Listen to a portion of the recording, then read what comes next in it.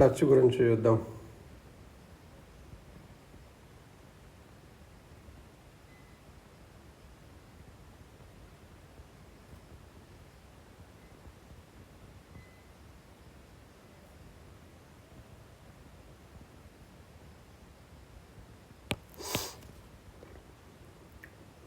మ్మ్.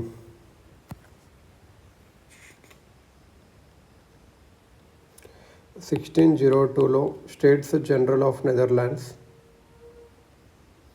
ఈయన ఏం చేశాడంటే చాలా ట్రేడింగ్ కంపెనీస్ని ఈస్ట్ ఇండియా కంపెనీ ఆఫ్ నెదర్లాండ్స్గా మార్చి దాని కిందికి తెచ్చి ఈస్ట్ ఇండియా కంపెనీ ఆఫ్ నెదర్లాండ్స్కి. ఇంకా ఈ కంపెనీ ఏం చేస్తుంటే వార్ కానీ ట్రీటీస్ కానీ టెరిటరీ ఆక్యుపై చేయడం కానీ ఫోర్ట్లను కట్టడం కానీ ఇది ఉండేది అన్నట్టు. ఇండియాలో వచ్చినప్పుడు వాళ్ళు ఫస్ట్ ఫ్యాక్టరీ వచ్చేసి మచిలీపట్నం, ఇప్పుడు ఆంధ్రప్రదేశ్ 1605లో ఫ్యాక్టరీ మచిలీపట్నం ఇది ఏపీలో ఉంటుంది, అక్కడ ఎస్టాబ్లిష్ చేశారు. వాళ్ళకు ఇంకా వేరే వేరే దగ్గర ట్రేడింగ్ సెంటర్స్ ఎస్టాబ్లిష్ చేయాలని ఉండే. సో పోర్చుగీస్కి వీళ్ళు శత్రువులు అయిపోయారు. వీళ్ళు ఏం చేశారంటే నాగపట్నం అని ఉంటుంది. నాగపట్నం అంటే మద్రాస్ దగ్గర ఉండేది. మద్రాస్ దగ్గర ఉండేది మద్రాస్ అంటే చెన్నై ఒకటి. వీళ్ళు పోర్చుగీస్ నుంచి కాన్కర్ చేసుకున్నారు. ఎవరి నుంచి తీసుకున్నారు? పోర్చుగీస్ నుంచి తీసుకున్నారు.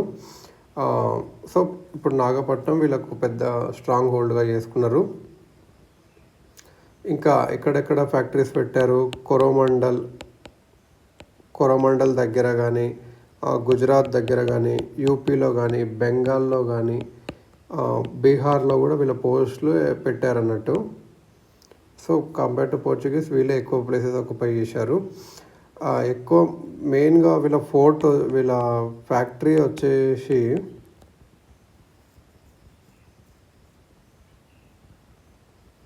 వీళ్ళు ఇంకా సూరత్,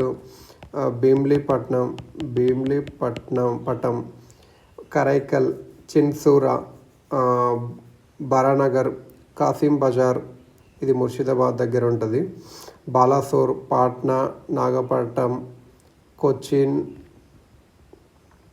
ఇలా చాలా దగ్గర వీళ్ళ ఫ్యాక్టరీస్ కట్టారు. వీళ్ళు చాలా ఐలాండ్స్కి కూడా వెళ్ళారు.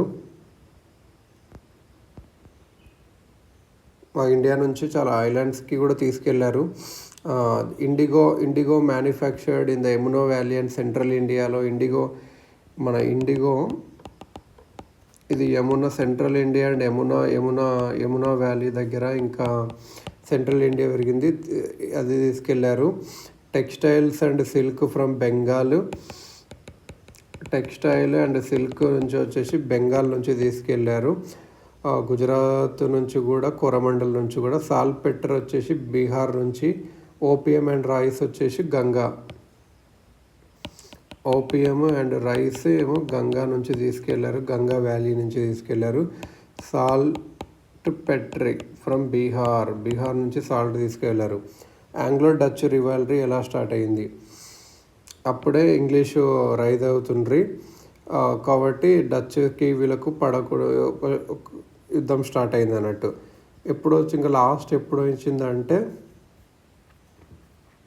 ఇండోనేషియాలో వీళ్ళకు ఒక ఎండ్ వచ్చింది.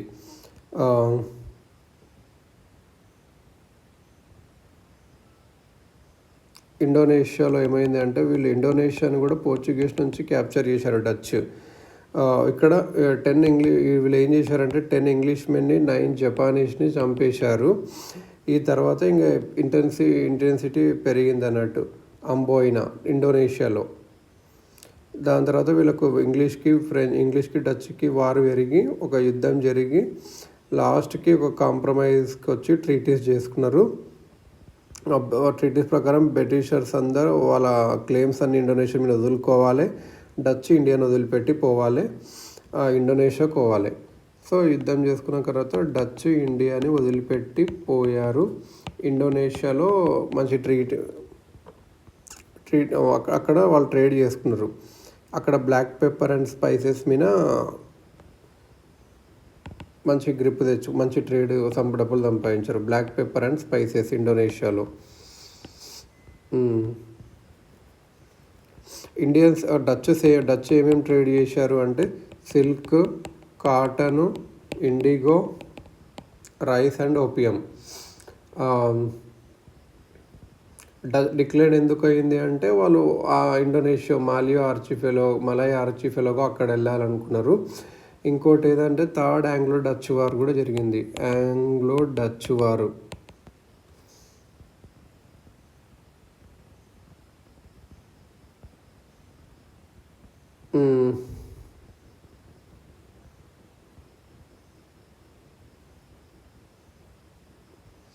థర్డ్ ఆంగ్లో డచ్ వార్ ఎందుకు జరిగిందంటే వీళ్ళకి అక్కడ యాక్చువల్గా సూరత్కి ఇంకా ఇంగ్లీష్ సెటిల్మెంట్ ఆఫ్ ముంబైకి కమ్యూనికేషన్ కట్ అయింది.